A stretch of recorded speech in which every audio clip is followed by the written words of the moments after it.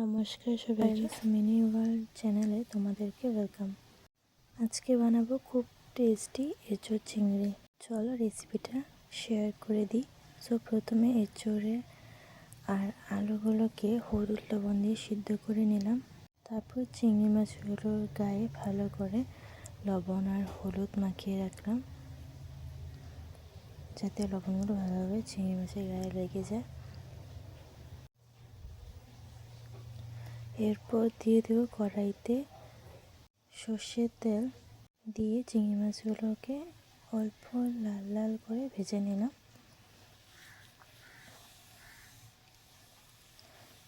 সেই একই তেলে আরও কিছু চিংড়ি মাছ ভেজে নিয়েছিলাম। সেই একই তেলে আবার এঁচোড় আর চিংড়িগুলোকে অল্প পরিমাণ লাল করে ভেজে নিয়েছিলাম। তারপর সেই অল্প তেলেই তেজপাতা, জিরা, এলাচ দিয়ে অল্প নাড়িয়ে নিলাম। তারপর দিয়ে দিলাম পেঁয়াজগুলোকে হালকা বাদামি রঙে ভেজে নেব। তারপর একটা পেস্ট দিয়ে দিয়েছিলাম। পেস্টটাতে ছিল হলো টমেটো, লঙ্কা, আদা, রসুন বাটা।